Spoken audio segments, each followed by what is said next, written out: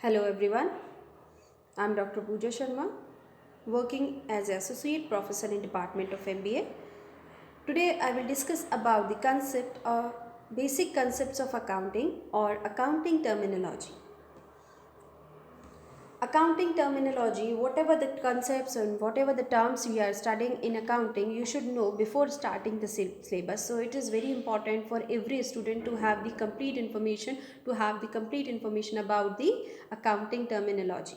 So the first and most important concept, that is transaction. Transactions means all those activities which are related to the business, financial transactions or monetary activities, where involvement of transfer of money, goods and service between two person or two accounts should be there.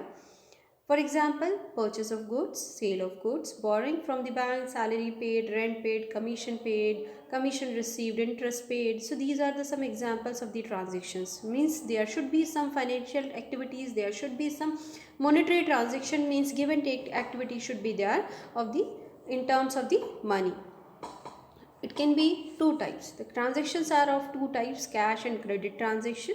If I'll take the example of cash transaction, means you can just have the example of that. When Ram buys goods from Sham, paying the price of the goods by cash immediately, it is the cash transaction, where the transaction will be done on the basis of the cash. Means the like somebody is paying the cash or receiving the cash in the business unit, means there should be that is counted as a cash transaction. If I talk about the credit transaction, means the cash should be paid later on.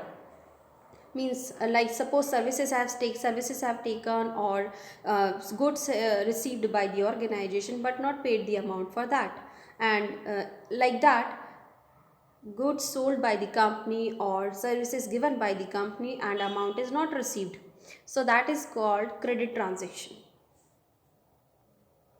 Proprietor is a person who owns the organization, who has a ownership. He contributes capital to the business for the intention of having the profit, for earning the profit on the in the business organization. A proprietor can be the owner, can be the businessman. He is actually he has the complete authority on the organization. He has the power to take the right decision, to take the decision about the organization. Whatever the capital invested, he owns that also. Capital capital second third important term, that is capital. If I use the capital word, it means whatever the amount invested by the owner or the proprietor or the business or the shareholders in the business unit, that is known as capital. For example, Mr. Anand starts business with cash rupees 5 lakh. His capital would be what? 5 lakh. We will call it 5 lakh. We will not say that is money. We will just say that is capital. Now assets. Assets are the properties of every description belonging to the organization.